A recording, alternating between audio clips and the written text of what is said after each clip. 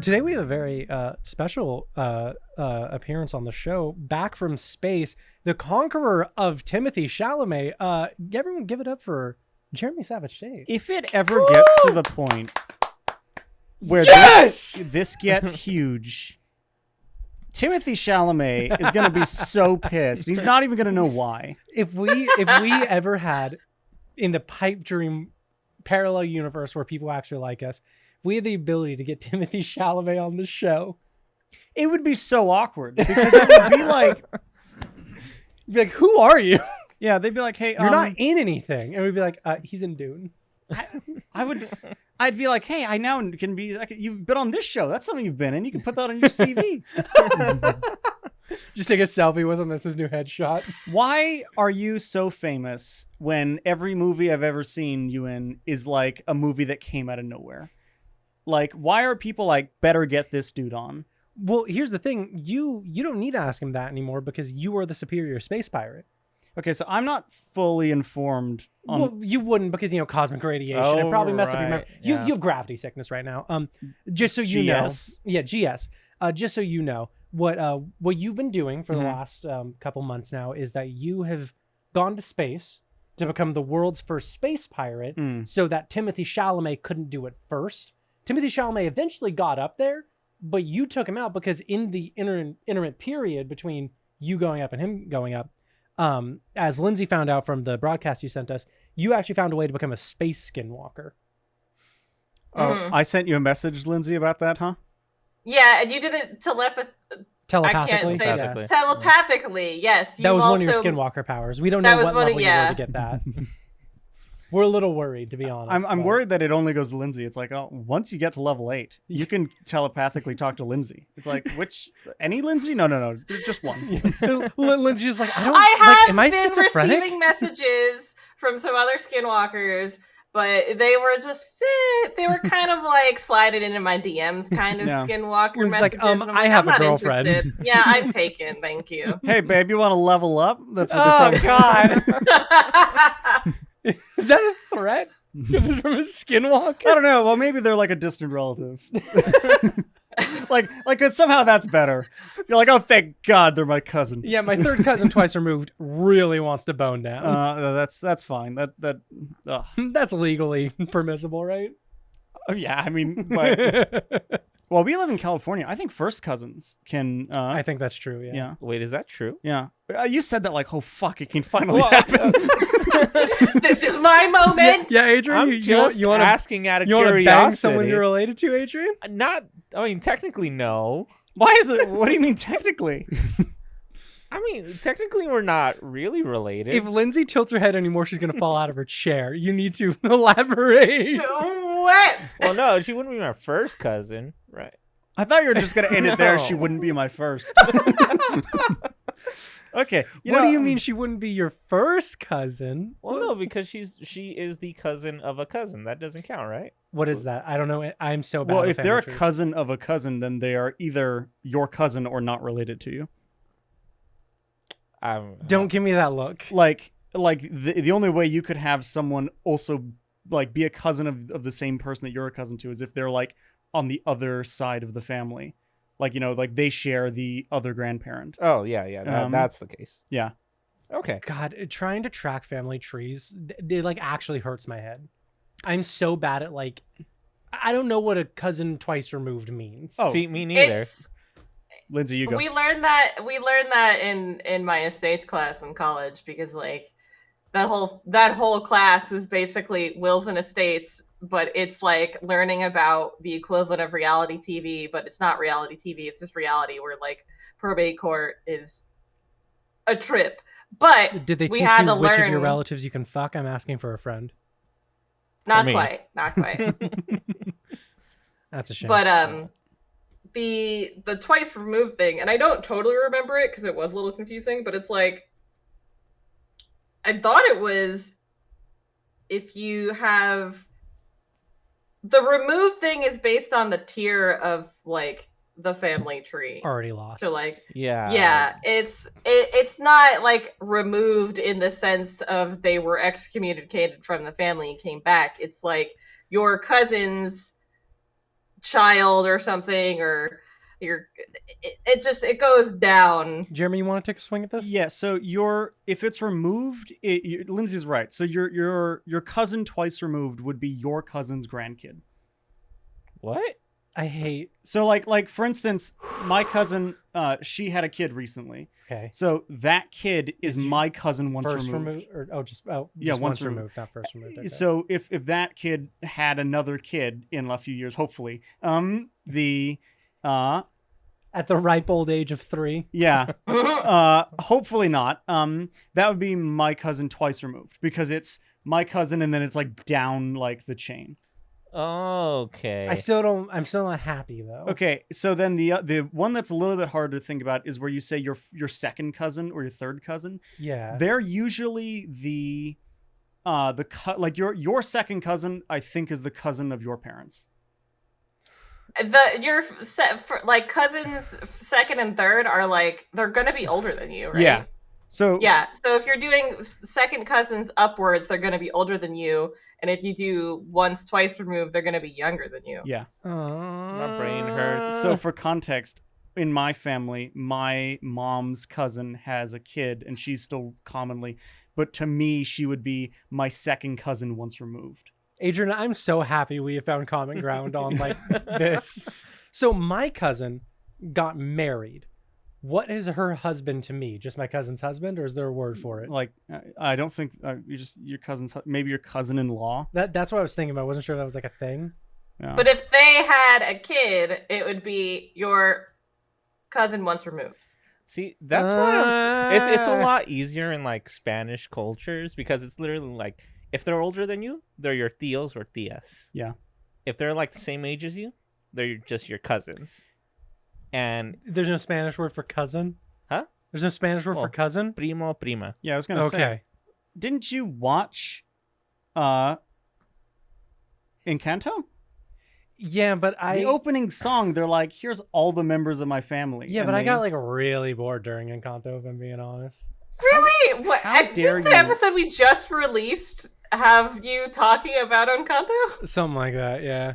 I'll be honest. I'm not too crazy on Encanto. I liked the Muscle Babe song.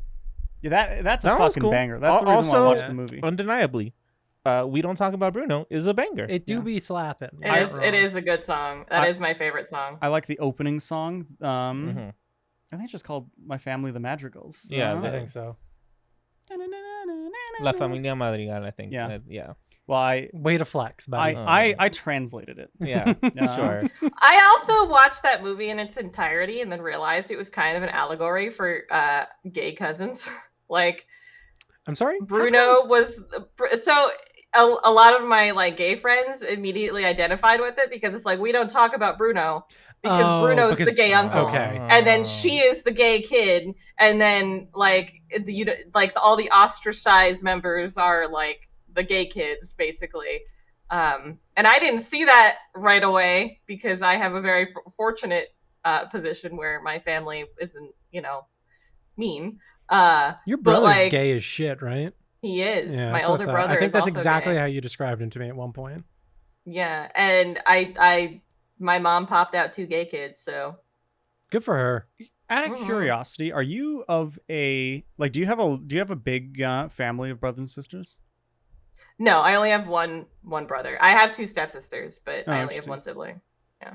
I don't know how true this is, and maybe it's just like an archaic understanding now, but I remember reading that you're more likely to be gay if you are younger in the family. Like if you are if the mom has a bunch of kids, the younger kids usually. Isn't it also like if you're like in a family full of brothers, you're probably going to turn out to be gay too, something like that? Interesting. I don't know. My understanding is that just the more kids you have, the younger ones are like they get progressively gayer.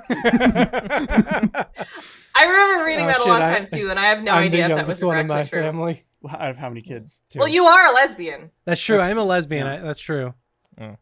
Love me some titties, gotta say. Anyway, welcome back to another episode of. Oh, these do not crack well. Crack open a Cryptid. That was a little bitch crack. Well, we used to do it with a soda. Was usually that was the in-house. Hang on. Ooh. Much better. Lindsay? I don't have any nails right now, so Neither I do can't I, even, like, bitch. pull Neither the do tab we. up. Why did yours like pop? Yeah, I've never heard that noise You, from you a want to can. crack? You want to crack that one open, Jeremy? No, I'm right. Thanks. Okay, we'll crack that one next episode then. You know, actually, I haven't. Let me try that. Yeah, you go and crack that bad boy open. Let's see if you got it. Let's see if you got it. Well, I have to. All right, he's setting up. All right, here we go. Mhm. It's all right. Yeah, It was that okay. fizzled a little bit. Well, I'm Tyler Shively. Oh, Adrian Castro. I'm Lindsay Andrews, And I am Jeremy. the Skinwalker.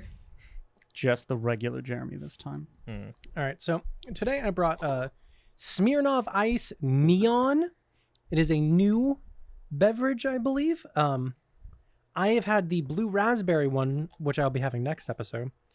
Adrian, you cracked the pineapple lemonade, I believe. So it's more citrusy than pineapple. Interesting. See, I'm trying the pink lemonade one, and how do I describe this? It's like someone dropped some shampoo in it.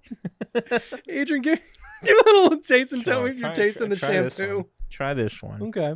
What does shampoo taste like? You never tasted shampoo by accident? Oh God. You kind of getting that, right? Yeah. All right, let me try yours. See, I don't really like pineapple, but yours is lovely. Well, because it's more citrus. There's hardly any Yeah. pineapple in there. So no shampoo in it. No, that straight up tastes like shampoo. Right? Yeah. You get Yeah. that kind of like floral scented flavor. Yeah. Like when I drank that, That makes I sense. felt like I shouldn't be drinking. Yeah. Like I feel like my mom's gonna like come and like, don't put that in your mouth. Yeah, I feel like my mom caught me saying like shit or something and like put some soap in my damn mouth. The blue raspberry one, though, was an absolute banger. I had that one the other day. I mean, I like the can. The cans are great. They got this like vaporwave aesthetic. I'm all about it. Yeah. What are you drinking, Lindsay? You still have a Just the- Truly's, right? I have a truly classic lime margarita style. I have the Simply lemonade still. I have been saving them because I like them the best. They're quite good. That one's my favorite, the margarita ones, though. It's the classic one. Yeah, that's why I went with it tonight. I mean, like, my girlfriend doesn't really drink a lot, so we wanted to get stuff when she was here that was like very quote unquote fruity, and she really liked the Simply lemonades. Yeah, I also found out that she has a malt liquor allergy, so she tried a White Claw this past weekend and ended up being like having an allergic reaction. Like, those are malt liquor? I didn't know that either, right? Yeah, weird. Yeah, I basically only drink for the show, if I'm being honest. I don't drink that often.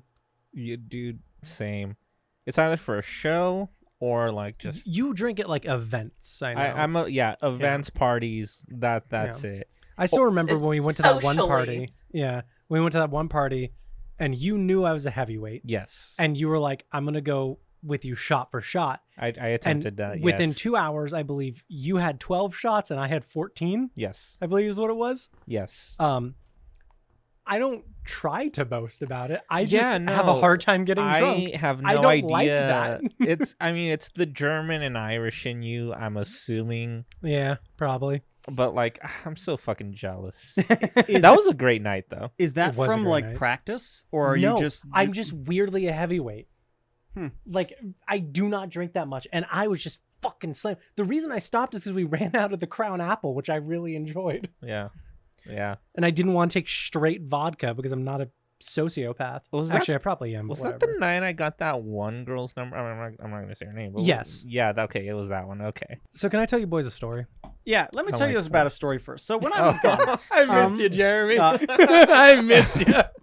when I was gone, I went hiking up, basically in the mountains by Fresno, Okay, so this was on Earth. on Earth. Okay, I just want to be And clear. I stumbled upon information that I feel like, Adrian, I need to relay this information to you because I Oh. got some bad news. Really? I discovered the size of a black bear Uh huh. because I was within 10 feet of one. Holy shit. And Oh, within that moment thought, I don't think I can fight this. like it was literally a situation where I was like, you piece of shit, Tyler. Can't believe you set me up for this bullshit. I can't believe that you almost died in the most ironic way for me personally. Well, honestly, because when we talked about bears, I think I did specify a polar bear. So maybe you did specify a polar bear. So who knows? Because we're talking black bears here. I couldn't fight a black bear, but maybe a polar bear is different. Technically, potentially the opposite type of bear. Well, okay, the one I saw also brown. Yeah, no, black bears are just like dark brown, from my understanding. They are. It's like dogs. They can come in literally any color. Okay. Like some of them are blonde. Really? Yeah. To which I was like, I want to see a blonde bear. Apparently you're in luck because the West Coast black bears, they are not black. What the fuck? But I feel like if Jeremy did fight that bear and he, regardless of the outcome, I would have expected Tyler to get a text message along the lines of, I can't believe you purchased a black bear for me to fight in the woods. Yo, blonde bears are dope. Well, the thing that like really blew my mind is this was like the friendliest fucking bear. Okay, I've seen blonde bears. That's a golden retriever bear. Yeah. Wow, yeah. Go on. Basically, I was walking through a trail. I was 6 miles into this trail by this point. And it was basically up vertical stairs the entire way. Ugh. Oh my God. I'm getting up there, and I gotta say, I was fucking pissed. Like, I every time I go hiking, it's just like 5 hours of me being like, fucking hate this. I fucking hate this. I shouldn't have done this. This is bad. And then we get down the hill, I'm like, woo! Good stuff. Got a lot of nice exercise in there. We all had fun. And I mean, honestly, that's me in most situations. Yeah. Like when I'm just doing something, I will fucking kill myself before I have to continue to do this. And then it ends, and I'm like, that was so much fun. Didn't we all have fun collectively? But yeah, so literally, I'm getting to mile 6 of maybe 6.1 as the trail, and I'm walking along, and I was with my dad at the time. He was a little bit ahead of me. And it is important to know that I learned while on this trip that I have the gene that makes mosquitoes really attracted to you. Is that a joke or is that a real No, thing? that's a real thing. Okay, because I think I potentially also have that. I See, was I like- think that might be 3 of us. Lindsay, how do mosquitoes feel about you? I used to be a mosquito magnet when I was younger, and then the last couple of years they've calmed the fuck down. Yeah, but I used to they flocked to me like a bug zapper. You get all this blood making the mosquitoes gay. Yep.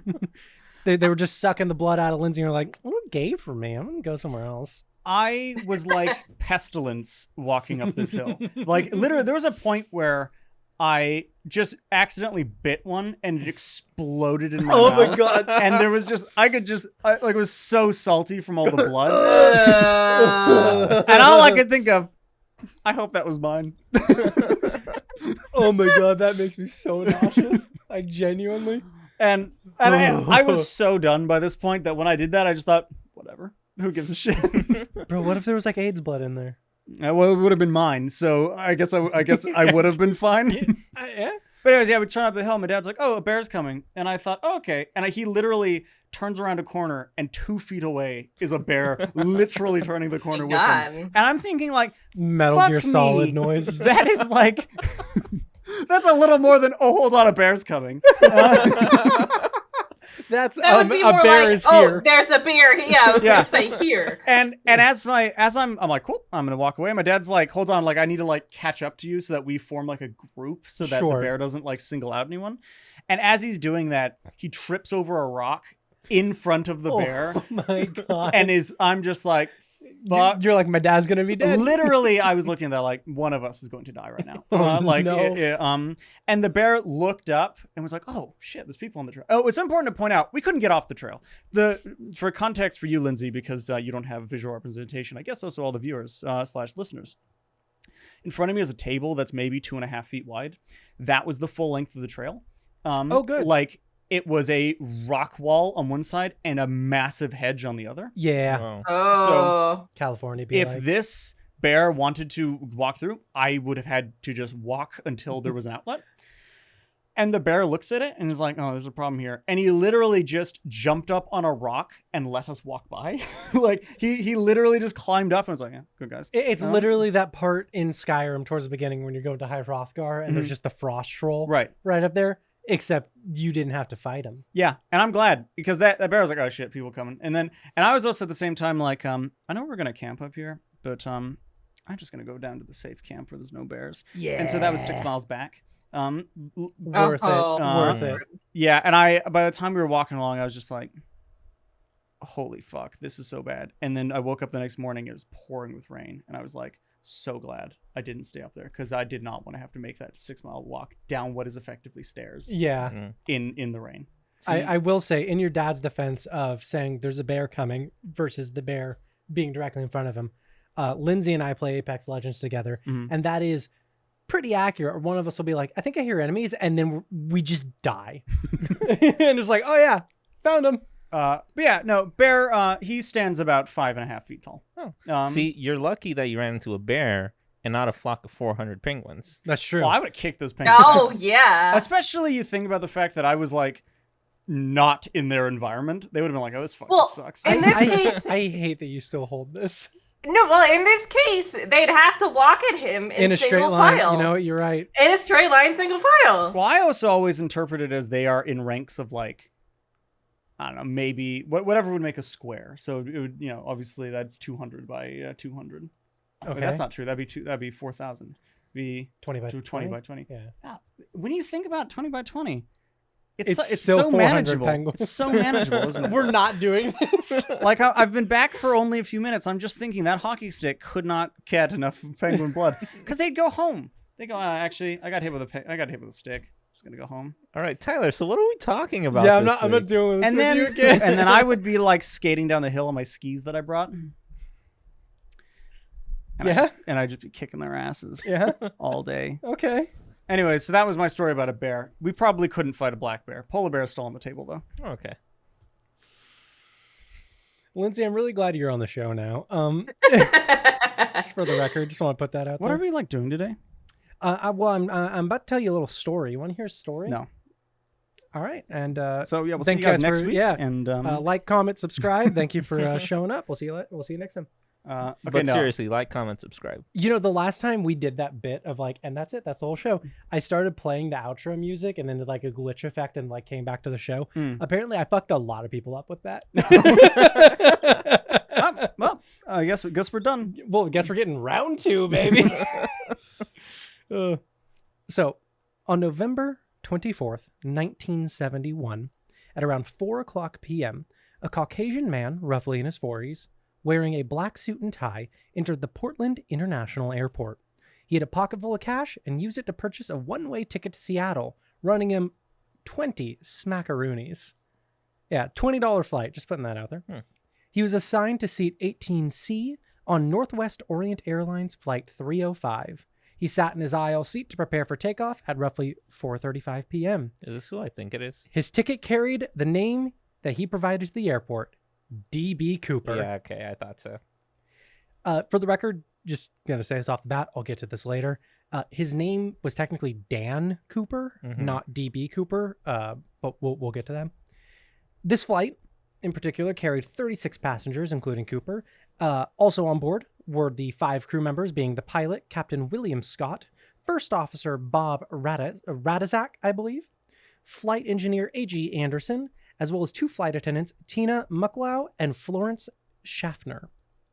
Cooper drew no attention at any point during his time in the airport, nor during the boarding of the flight. He merely ordered a bourbon and soda and sat down quietly with his briefcase. After a short time in the air, he placed a note into the pocket of Florence Schaffner, who was a passing flight attendant. She did not notice that happening, which is really funny to me, that it was like, his plan just might be fucked by the fact of like, wow, she really didn't notice me, just slip my hand in her pocket, huh? This prompted Cooper, though, to request, when she passed by a second time, he requested that she read the note. According to Schaffner, the note read, "Miss, I have a bomb in my briefcase and would like you to sit by me." I like how he was trying to be like super cool about it, just like slipping her the note. Yeah, dude was trying to be slick. Thank you. Yeah. Yeah, and she just didn't notice. Please read the note. Look in your fucking pocket. God damn it. Yeah. By the way, I say that according to Schaffner, the note said that because there are 2 notes that are a part of this. They were returned to Cooper. He requested that they give him the note back later. Oh. Now, upon sitting down, Cooper opened his case to reveal what Schaffner described as a mess of wires, red-colored sticks, and a battery. After revealing this, Cooper asked Schaffner to write a second note with what he told her and deliver it to the captain. This note was a demand for $200,000 in $20 bills and 4 parachutes, which, by the way, translated to today, that is just under $1.5 million. The captain immediately contacted air traffic control, who then alerted the Seattle police, who then alerted the FBI. The FBI contacted the president of the airline at the time. I just think this is funny. They contacted the president of the airline, who was Donald Nyrop, and he told the FBI, just do whatever the fuck the guy is asking. I don't want the negative press. Is that like a direct quote? Almost. Okay. The captain then chose to speak over the intercom, and he told the passengers that their flight would have to circle the airport a few times before landing due to a mechanical problem. He didn't want the passengers panicking. He didn't want this to be a big old thing. In fact, every single passenger left this plane without knowing what was going on. None of them were aware of the hijacking. They did a really great job. The plane landed without further issue, and the FBI were waiting outside. All passengers were released, but the crew was made to remain on board. The ransom money was delivered along with the parachutes. The bills were all in 20s in non-sequential bills provided by the FBI, just as Cooper demanded of them. He then told the pilot to set course for Mexico City. Somewhere along the flight, roughly between Seattle and Reno, Nevada, D.B. Cooper removed his tie, placed it gently on the seat, grabbed 2 of the 4 parachutes provided, his bag of cash, proceeded to the back of the craft, and jumped out of the plane. To this day, we have no fucking idea what happened to D.B. Cooper. That was the last we ever heard of him. Did the crew all survive? Like, yep, they were fine? they just landed in Reno. Everybody survived. Nobody knows who this dude is. Nobody knows who he was. There were no casualties. Just $200,000 and a few parachutes were gone. Well, only 1 parachute was gone. Well, he took 2 with him. Oh. Yeah. Like he jumped out with 2? Yeah, so he at first they thought he asked for 4 because he was going to take a hostage with him, but that's just not what happened. He took 1 parachute, and likely the second one was just a backup parachute. See, I had always heard that was the point where he asked for 2 so they couldn't give him a faulty parachute. That is a theory. Oh, okay. But he asked for 4. Okay. And we're gonna talk about that because there's a lot of weird shit. So first of all, just knowing the story, what do y'all think happened to this guy? I've seen Without a Paddle. I mentioned that this was about D.B. Cooper to you the other night, and you said the same fucking thing. I did not know what that was. I looked up a trailer. What the fuck does that movie have to do with D.B. Cooper? It's fucking hilarious. First of all, I'm glad you asked. It is a time capsule of the early 2000s, dude. It has dialogue that is so questionable. In like, is that joke what I think they're trying to joke about? Because if not, what are they saying? Like, I've seen it once in like the mid 2000s. Yeah. Lindsay, you were in theater seeing that movie, right? You were just of course. Yeah. Saw it twice. I have no idea what you're talking about. Okay, so the plot of Without a Paddle is how these 4 friends from childhood, who are played by Dax Shepard, Matthew Lillard, and Seth Green. How do you do that? What? Remember these names. I do not remember actor names. Okay, and anyway, so their 4th friend is Anthony Starr, Homelander. Wait, shit, really? Yeah. That was him? I did not recognize him at all. I Wait, literally what? every single time I've seen Hang the on. movie, he's not in it for very long because he dies basically before the movie starts. I do know one other character in the movie because I remember watching the trailer and there's like a crazy old guy in the woods and then it's like, and Burt Reynolds. And I was Yeah. like, that's fucking Burt Reynolds. Yeah, he is in it. Yeah. Basically, it's about how they were like really into DB Cooper when they were kids, and and when their friend dies, they realize that right before he died, because he dies in like a motorcycle accident or something, he was planning to bring them on a trip where he like thought that he had found where he would have landed. And so they go out basically trying to follow, like use his map to follow it. And it's one of those movies where like that is roughly the plot, but it was made in the early 2000s. So like that's not even the plot of the movie. Yeah, there's a lot of sexualizing these two women that I've noticed. Okay, so there's a whole scene where they just run into these women in the woods, and they're like weird hippie chicks that are like living in a treehouse. Yeah, at one point he's like, "Why don't you take off your stockings?" And she's like, "I'm all natural," and she's got like hairy legs. Yeah. Yeah, I was in the trailer and I was like, "Cool." It's really funny to think that this trailer was just get random scenes from the movie. Like, Yeah. Like let's not spoil all the jokes. But yeah, and Burt Reynolds is there, and it's hilarious. Burt Reynolds is there, yeah. And it has funny moments. So I do want to throw this out here. I'm just gonna say it on the fucking show. There's a podcast that I really like. Adrian and I both listen to is Chilluminati podcast. Oh yeah, I Sure. love those guys. They have this thing on their Patreon that if we ever get a following and have a Patreon, I would just straight up steal from them, where they all watch a movie together and they just record their audio and they upload their audio to the Patreon subscribers. So it's like a commentary. Yeah, so you can watch the movie like with them, kind of thing. That's pretty common. Yeah, you wouldn't even be stealing it from them. Okay, cool. Well, I would be stealing it from them personally, but yeah, I think that'd be a really fun thing to do. We could watch like Troll 2. We could watch Without a Paddle. Just all these movies that I have an encyclopedic knowledge. We can watch Timothée Chalamet movies if we can find one. If we can find one. I've seen Dune. I don't think And he's the in that. other one that Adrian always brings up. Yeah. Which one do I always bring Something up? about a Rebel name. Without a Cause. Huh? Oh, Call Me by Your Name. Yeah, that's the one. I You've saw never seen Call Me by Your Name? the King something, the one with Robert Pattinson in it too. The King's The Speech. Young King or something like that. It's something like Mm. that. The Kingsman. He's a French guy in that movie. I think so. I haven't watched The it. King Without a Paddle. It's just called The King. Oh. Yeah. Is there it a you go. movie about chess? No, it is There's a a movie king in chess. about the King Henry V of England. And he's playing chess against Anya Taylor-Joy. Got it. So let's get into some specific details about the please. DB Cooper case, right? This event launched an extensive investigation into the hijacking, and it was called NORJAC, which just is Northwest Hijacking. This was conducted by the FBI, and within 5 years, hundreds of people were interviewed, the nation was scoured, and over 800 suspects were considered. None of them were convicted with the crime. DB Cooper vanished into the night, but a bunch of strange little details were found, and it kind of gives me the same vibe as when we talked about DLF Pass, Sure. where it's like there's always something that's like, fuck, that doesn't really fit, does it? So just putting it out there. Like I said earlier, DB Cooper was not the name that he gave to the airport. It was actually Dan Cooper. When he purchased the ticket, we're unsure where the DB came from, but it seems like it was just a moniker that was made up by media outlets for whatever reason. But that's why people know him as DB Cooper.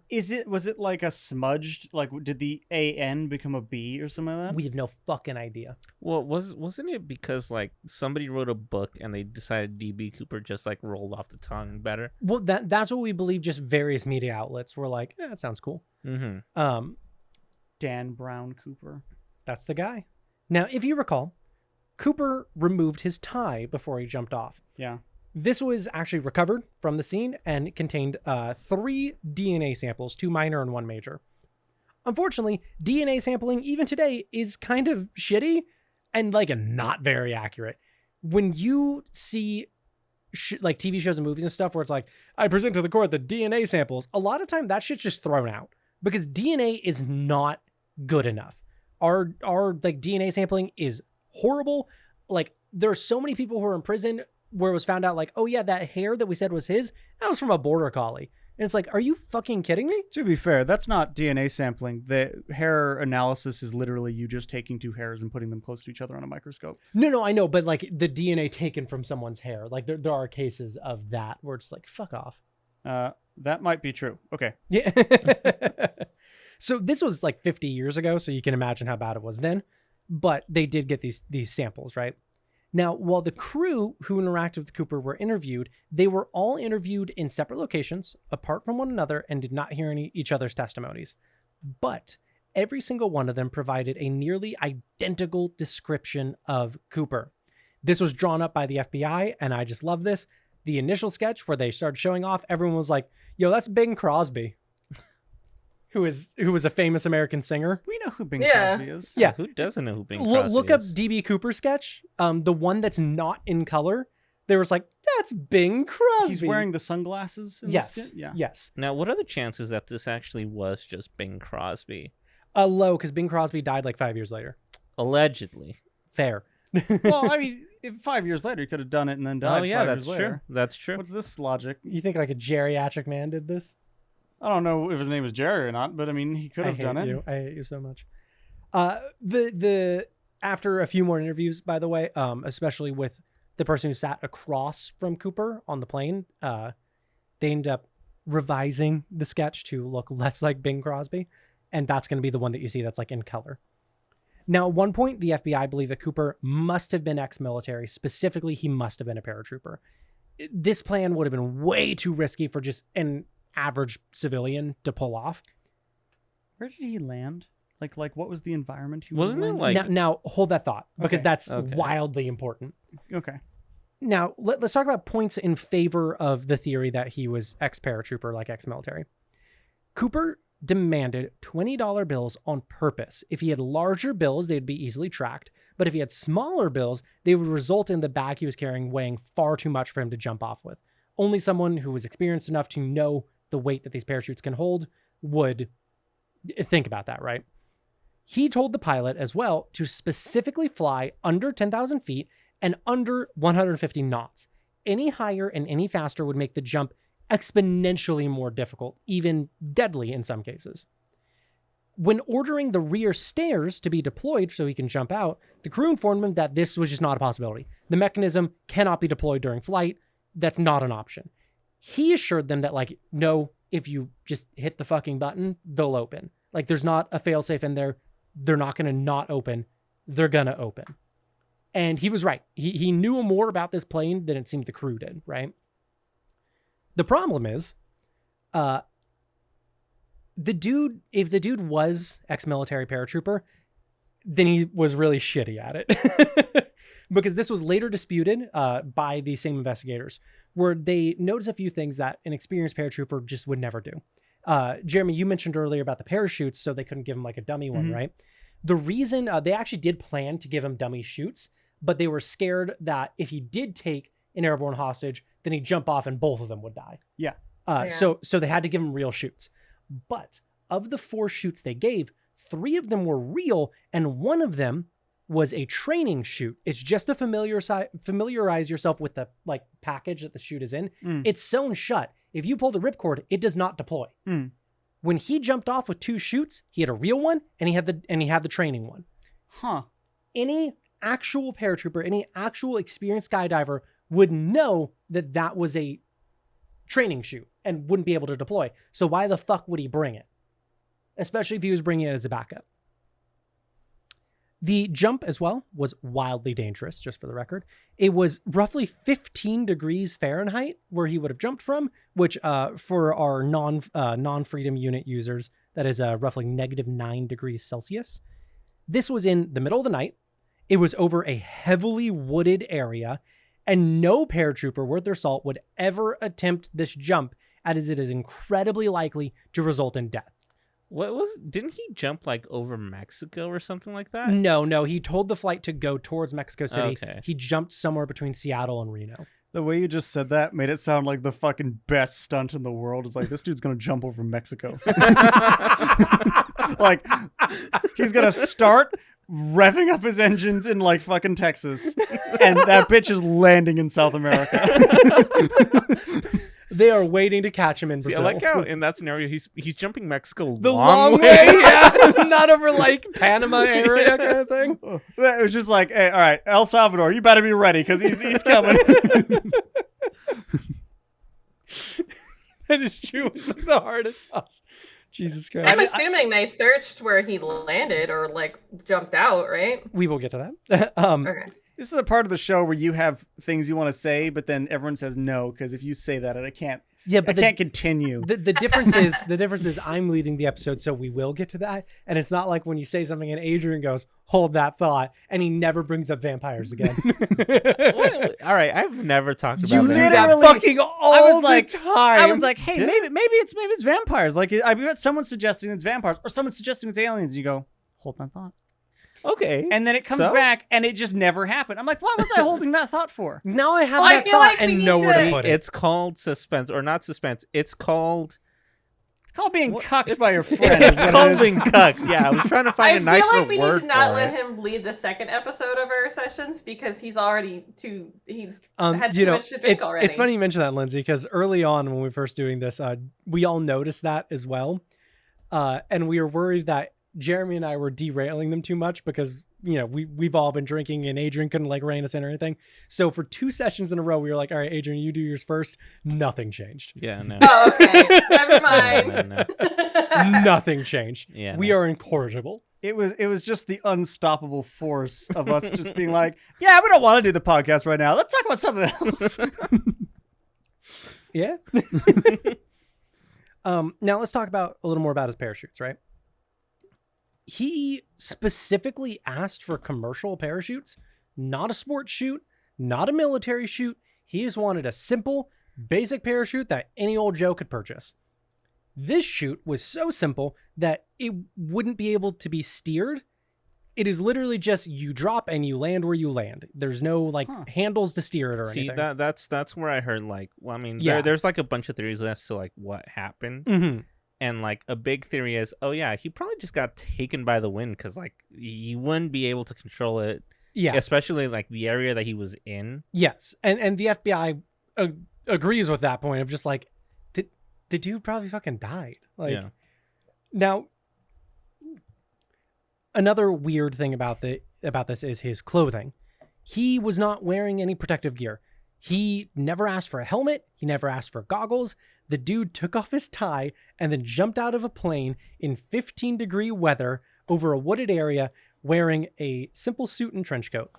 That's it. To be fair, I feel like if you...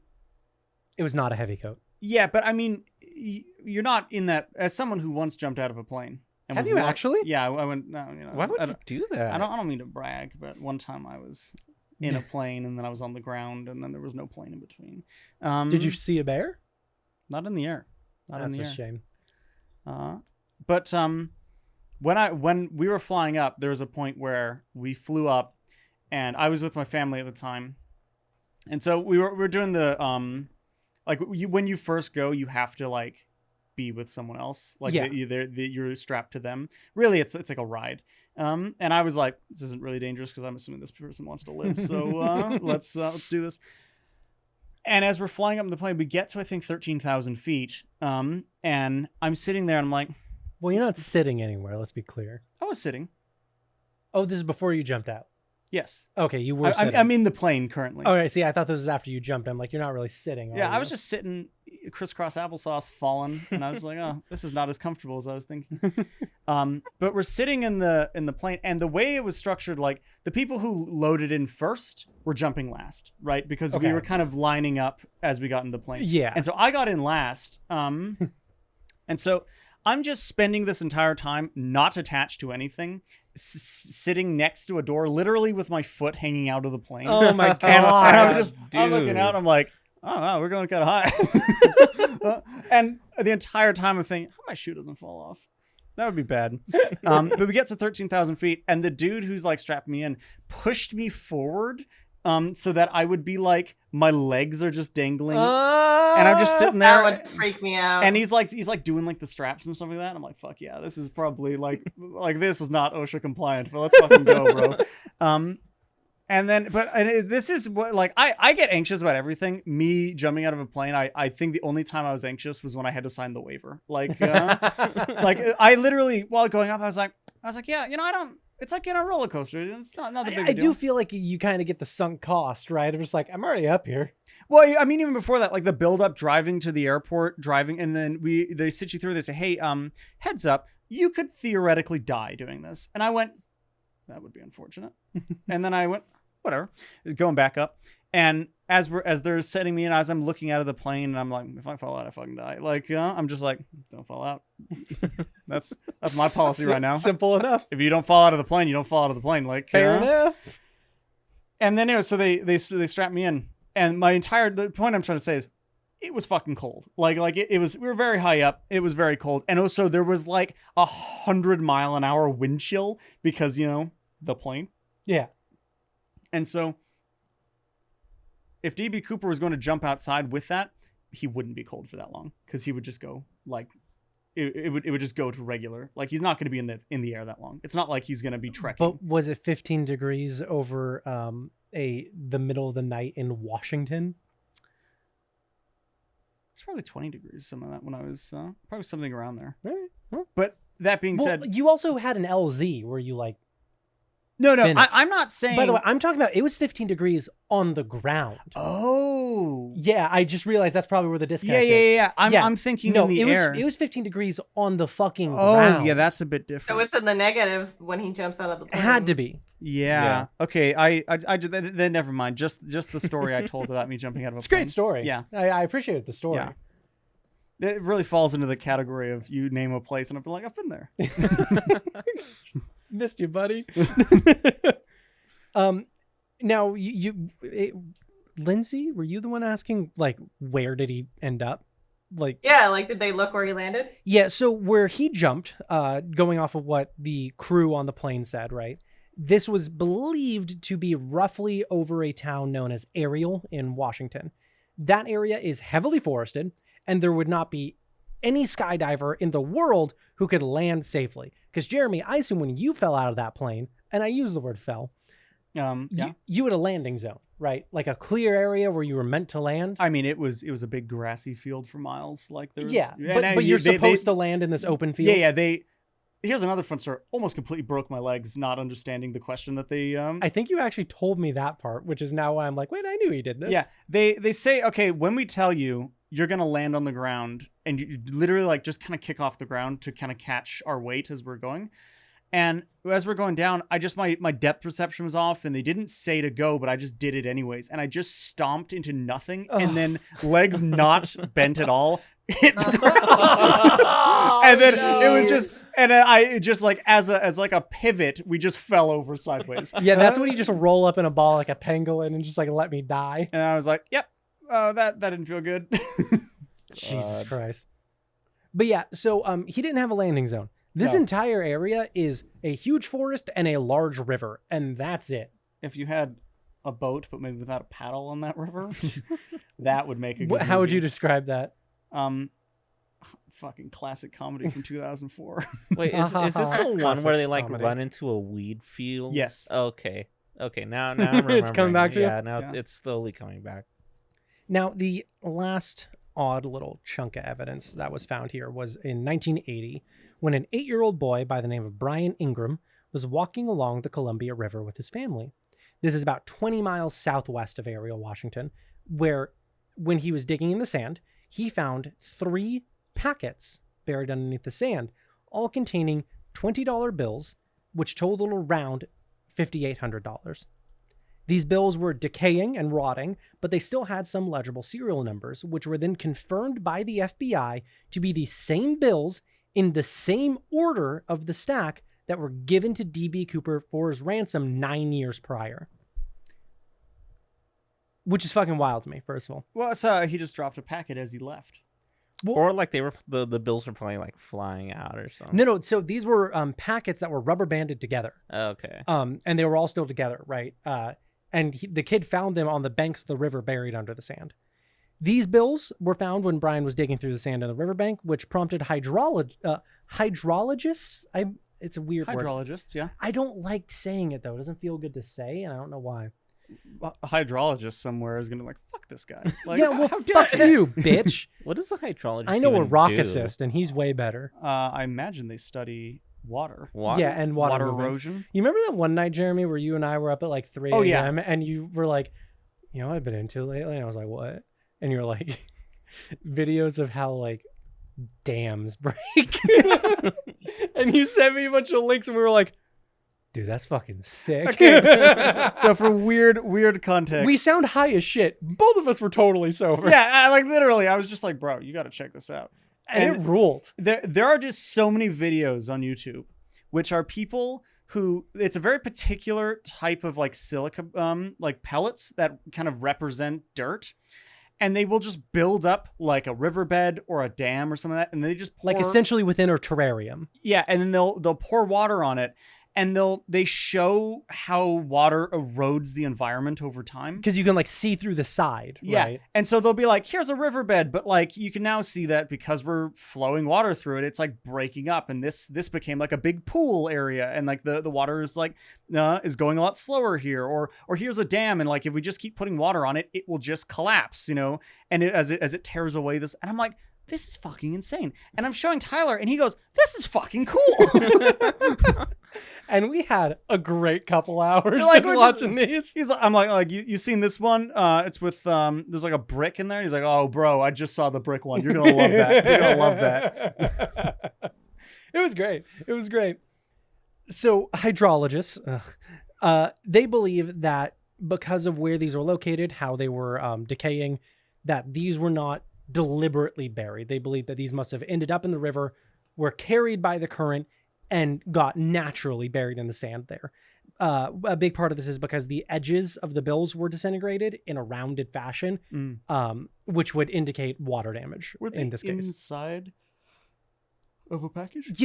They kept saying packet. And so do they mean like a collection of bills with a little thing wrapped around it? They do, but I was also always imagining like them in like an envelope. Yeah, or something, right? Okay. Well, it was only like a couple of bills though, wasn't it? No, it was it was like $5,000. Well, yeah, $5,000. It was $5,800 in 20s. Okay. A couple things about these bills, by the way, very strange, is that even though all the bills were bundled together, 10 bills, because you might be wondering if they're all equal packages in their 20s, why is it $5,800? 10 bills were missing from one packet.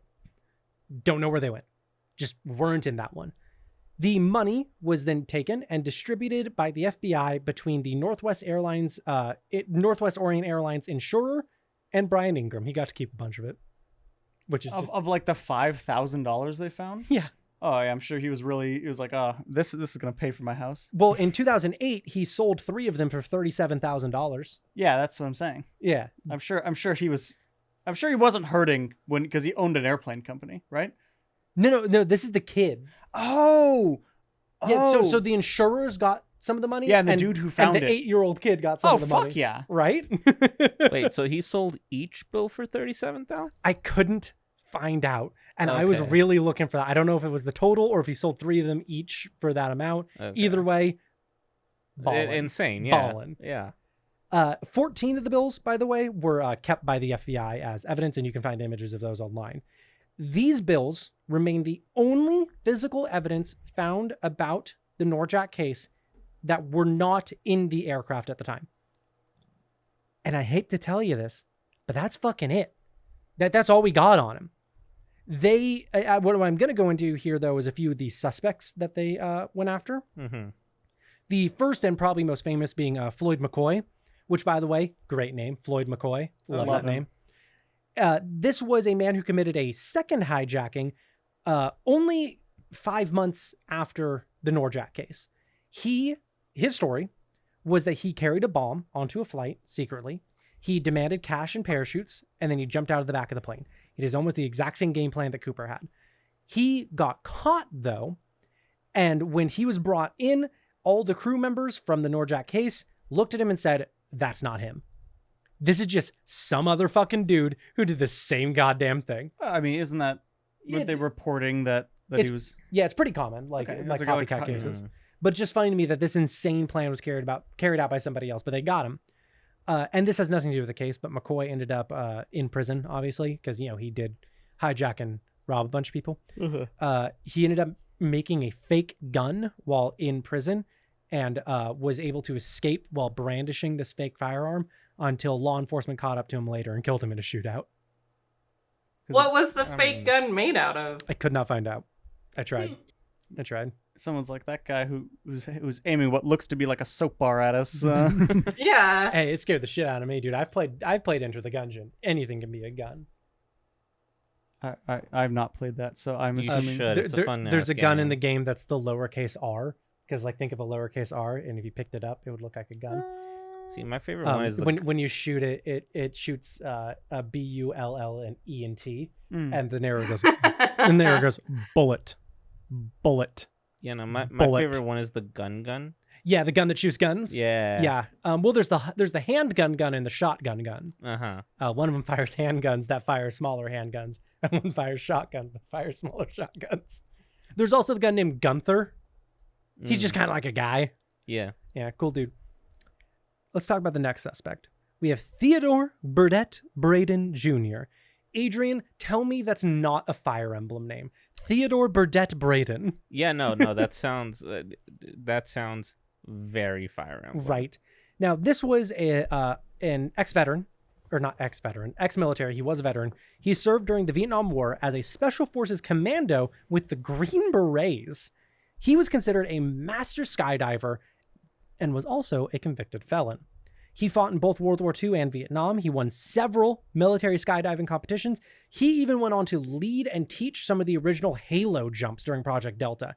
This dude knew how to jump out of a fucking plane. Like, let's get that straight. Adrian, quick question. What does Halo stand for?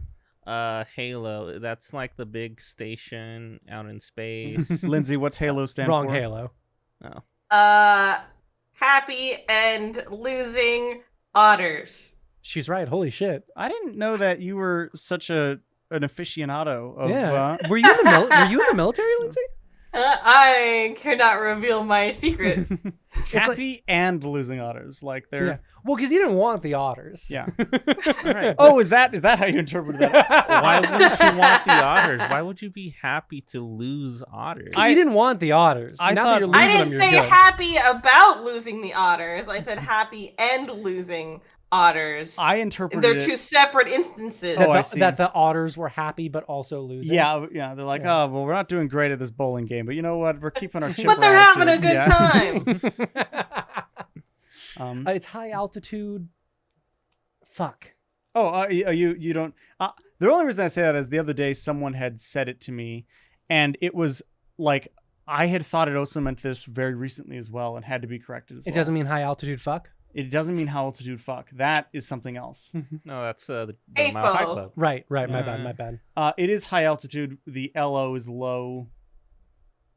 Opening? Yeah, Yeah. I googled it. Oh, okay. High altitude, I don't low know if you opening. can really be like, ooh, am I guessing it? And then, but like, you're like, just kidding. I just read it off of a page. You're like, oh, it might be opening.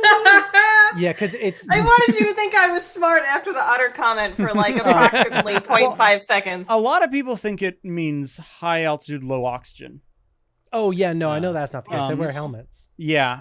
Well, I mean, but also it's kind of an or it's just kind of like a whatever, because like, Yeah, like, who fucking cares? You're already high up. Of course, Yeah. there's going to be less oxygen. But yeah, it means that you are jumping from a very high position to a very small target that you're trying to land on. Well, this motherfucker taught people how to do that. Yeah. So this dude, like I said, knows how to jump out of a goddamn plane. Eventually, he actually ended up deserting his company and began working in the Congo as a mercenary before he was caught and court-martialed by the CIA. That's right, ladies and gentlemen. The CIA didn't fuck something up for once. I know, it's crazy. This sounds like a guy who would be the main villain in a like In like a Metal Call of Gear Duty game? Oh, I was thinking like a Metal Gear game, but yeah, same Yeah. vibe. Even though he abandoned his company, became an illegal mercenary, and then was caught and court-martialed by the CIA, he was somehow given an honorable discharge. Couldn't tell you how, but he was barred from re-enlisting. Did he plead down? I did not look into his case that much outside of the DB Cooper stuff. I would guess that he probably did something like that. Okay. Well, Braden, after all this, ended up being kind of an adrenaline junkie, and he was looking for any dangerous or shady business to get involved in. At one point, he was investigated by the FBI for stealing $250,000 during a trucking scam, but he was never, like, formally charged for it. When asked, even Braden's family, friends, and ex-company told the FBI, like, oh, if there was anyone on planet Earth who could be DB Cooper, it's him. Like, no contest. This dude could pull off what DB Cooper did, and he probably did it. Does he look at all like him? He did not at all look Well, like DB Cooper, and also- thus he was thrown out as a suspect. Also, he was an expert, like, skydiver and all that shit, but, like... He's still all the mistakes. Yeah, exactly, right. This was when they still thought that Cooper was a paratrooper. Here's a question. Is there a possibility that, like, they just there wasn't a DB Cooper? Hold that thought. Okay. And we will come back to this. We will come back to Okay. this. Only a little bit, though. The last thing about Braden here is that he was actually working in Vancouver at the time. Vancouver, Washington, not British Columbia. He was working in Vancouver, Washington, which is very close to Ariel, where Cooper supposedly landed. So he was capable of the crime, near the crime, but looked nothing like him. So it's like, fucking, they threw him out, right? Now we're going to talk about the third one. By the way, again, 800 suspects. This is a narrow list that I did. I only did 3. Yeah. I'm not bringing you through all 800. I appreciate that. Yeah. Because I would hope so. I would have gone home. Yeah, I bet.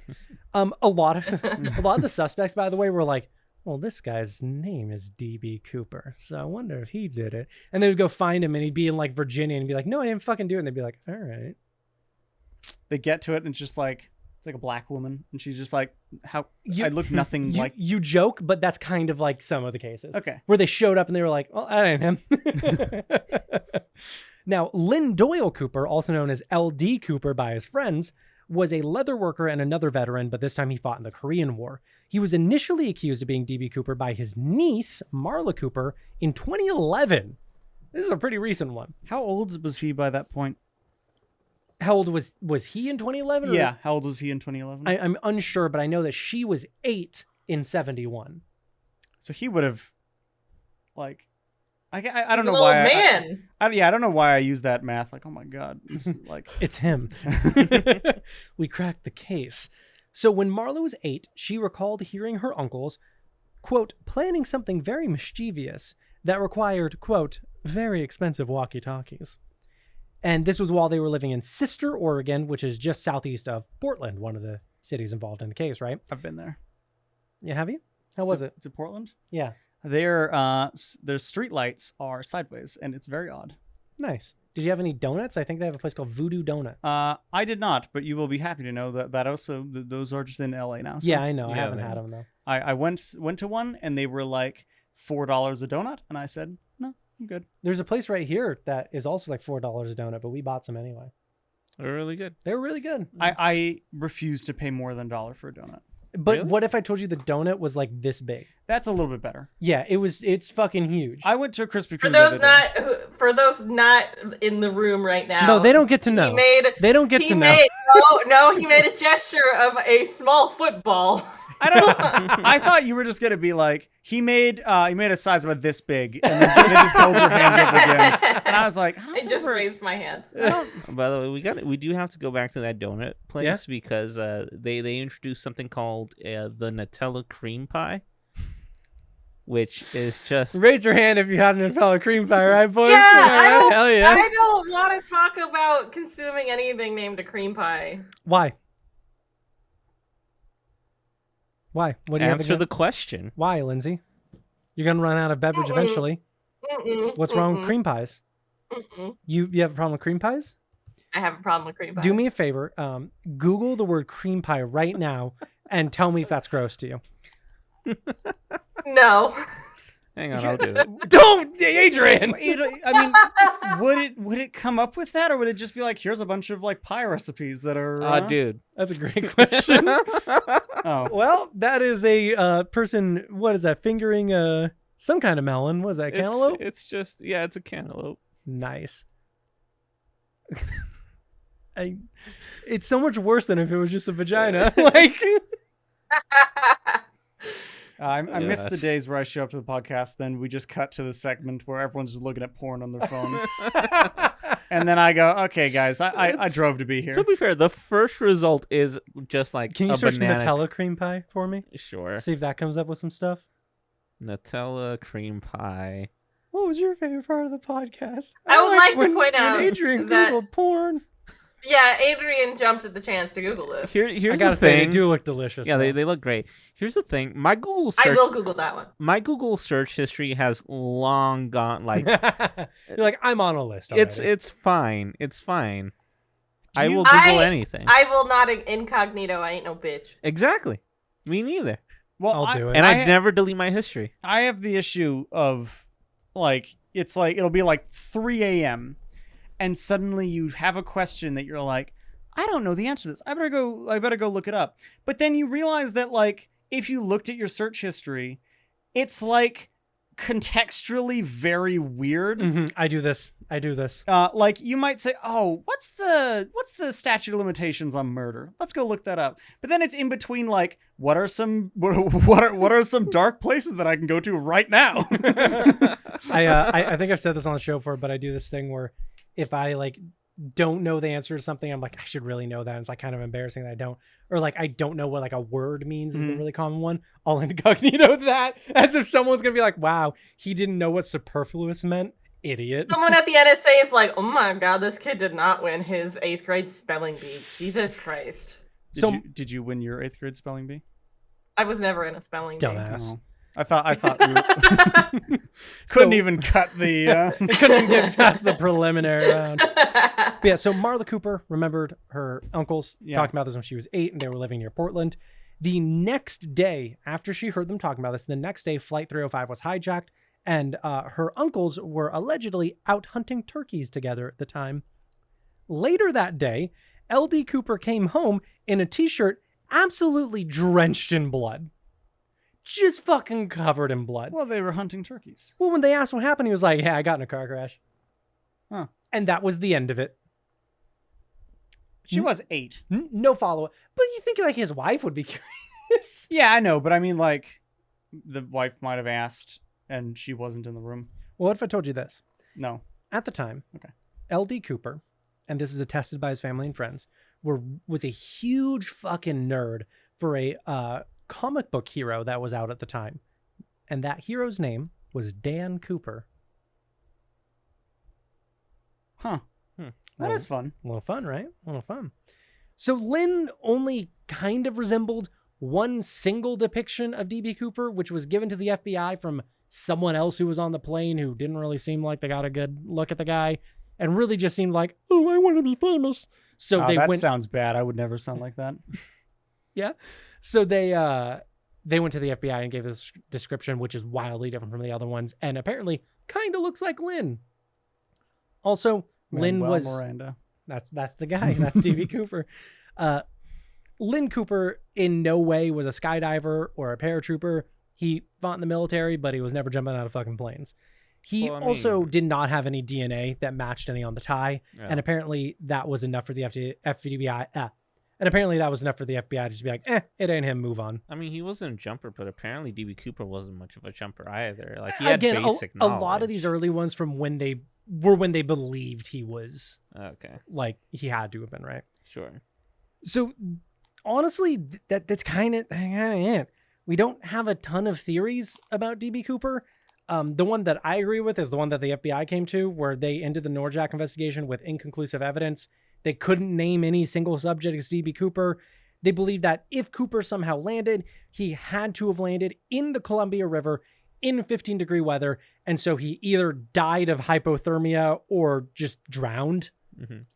So I know that there was one where, like, I don't remember exact names or anything, but there was one where some dude, like, on his deathbed told his wife, like, yo, I'm DB Cooper. Yeah, the FBI was like, no, he wasn't. Okay. I did run into that, and they're like, no, he fucking wasn't. Now, Jeremy, I believe you mentioned, like, what if there was no DB Cooper? I did say that. That is a theory, because there's a couple things of, like, they all had the same description of the guy, which could mean that they all saw the same guy, or they all agreed on the same description. Right. The problem is when they landed, the FBI was also there when they landed, and immediately searched the plane. So if there was no DB Cooper and they just kept the $200,000, the FBI would have found it. Oh. Well, not only that, but some of the descriptions were from the passengers, weren't it?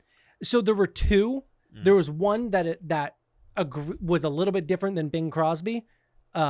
And that was the guy who sat across from him. The other description was the one that's just like weird and was like, you didn't fucking see the guy. Well, also, to be fair, we ate lunch earlier. And when eat lunch earlier. And when we were getting your meals, there was a dude with a big goofy hat. Do you remember him?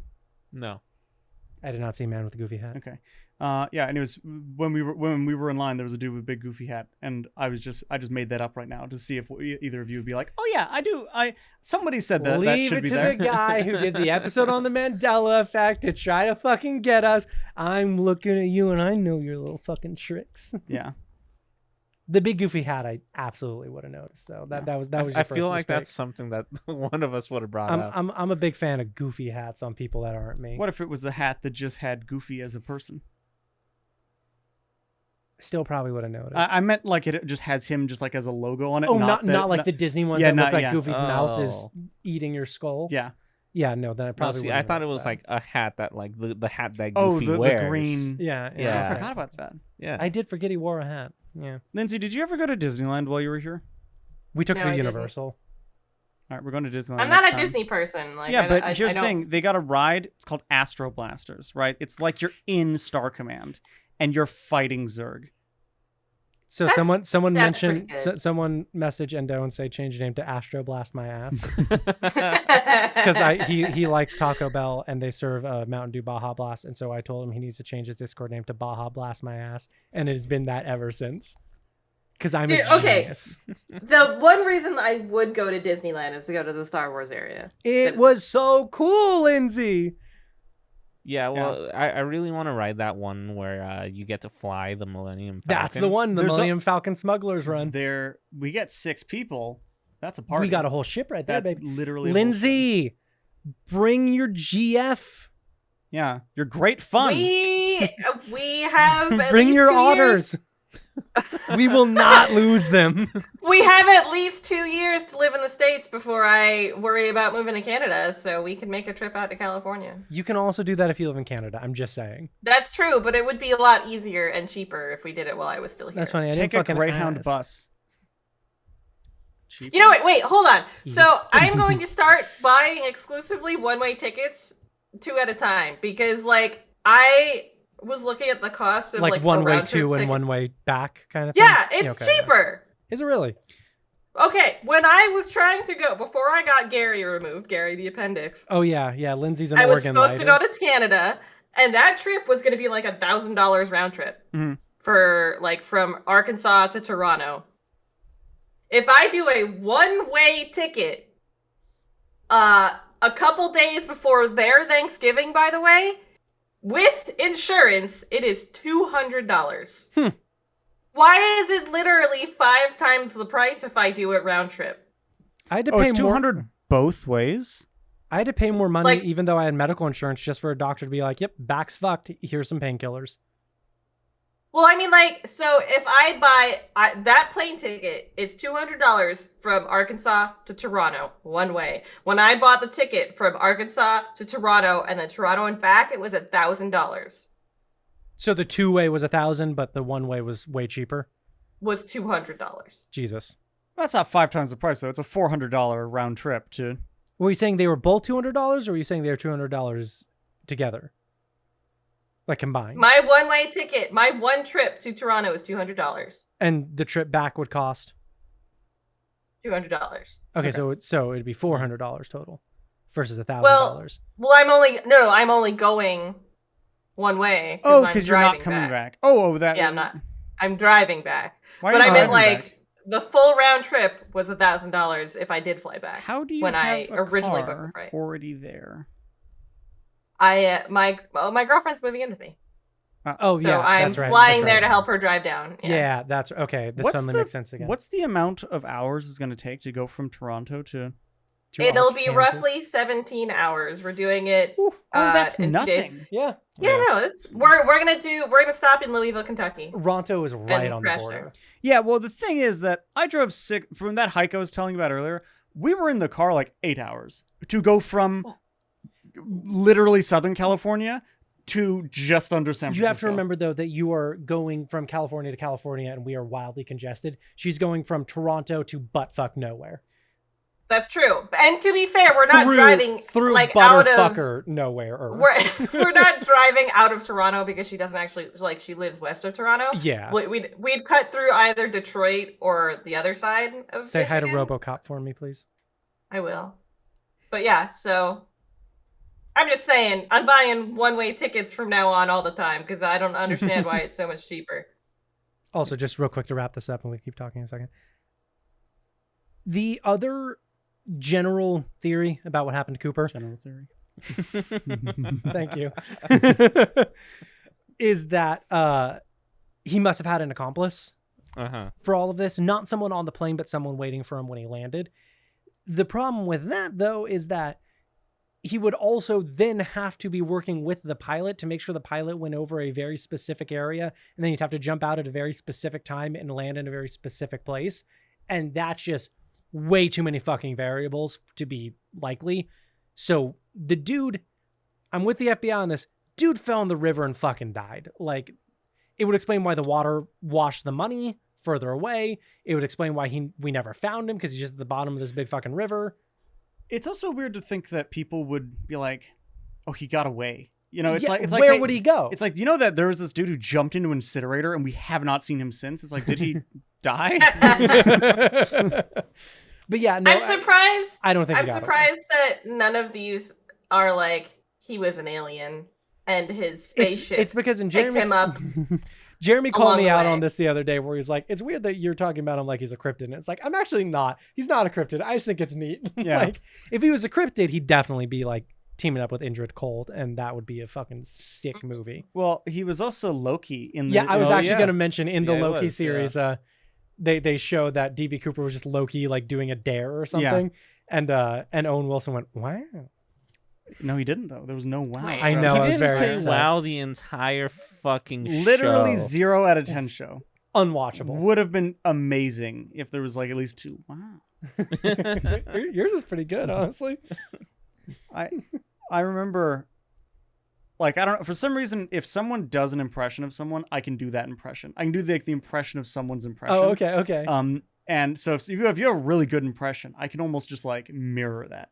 I mean, you told me I have a really good Patrick. You do have a really good Patrick, and I think you do a really good SpongeBob. I don't think my SpongeBob's very good. The thing about impressions is I think a majority of them land like how you say words and not how you put your voice. Well, and when you do an impression a lot of time, it doesn't actually sound like the character. It's a caricature of the character. Like people do Yoda a lot and it's just way overblown. Yoda did not sound that fucking weird. Yeah. But yeah, no, I do like my Patrick though. Oh. What if we take Bikini Bottom and push it somewhere else? After burying it. I wumbo, you wumbo, he, she, me, wumbo. There was a name in Apex the other day I was playing that was, did you turn it to Wumbo? Very and I good. was like, yep, very good. And then they just hold W the whole time? Well, I did not fight them. I saw them in the kill feed. Okay. Oh. You think my SpongeBob is good? Do SpongeBob right now. I think the only one I can do is it was big, pink, and hairy. I don't think it's bad. I think it's I that mean, good. it's I think not it lands great, there. but I- it's yeah. I cannot It's do the better laugh. than most. I can't do the laugh though. I'm not even gonna attempt it. Yeah, I literally the entire time I'm like, oh, there's so many impressions I can do, and I'm like, not while recording. I can't do them. Try one. All right, I can do an okay Patrick Warburton. Oh, I'd love to hear this. Hey, buddy, it's me. It's Patrick Warburton. It's not bad. Yeah. It's not bad. I also my spinach puffs. That all right. Yeah. Can you do the poison for Cusco's poison? The poison for Cusco's poison. Poison for Cusco's poison. See, that's the interesting thing. I don't think your Patrick Warburton lands as hard as your SpongeBob or your funny. Patrick. That's funny. Because I think you're like, oh man, I'm not doing very well. I'm like, I think you're nailing Patrick, and I think you're doing pretty good on SpongeBob. Adrian, you got any? No, I don't. No. unfortunately. I Not a single can impression. Wow. No. Wow. Just give us a quick wow. I don't think I can. Can you give us a Matthew McConaughey? Like, all right. I don't think I can. Lindsay, you got any? Not really, no. What the fuck is wrong with you two? Oh, I wouldn't even know who I would be able to sound like, but no. Try to do like a voice line from Apex. Just anybody. You play that a lot. I would have to listen to one first. Oh my fucking Oh. god! Open the game. Oh my god. Fucking like, comment, subscribe, and Oh yeah, like, comment, subscribe, Yeah, fuck- ring the bell notification, and just fuck off. follow us on Instagram and Twitter. If you don't do any of that, we will go to your house and murder you. Well, I would not like to be in lumped Minecraft. into that In Minecraft, group. we'll go to your house and murder you in Minecraft. Yeah. Yeah, in Minecraft, wink.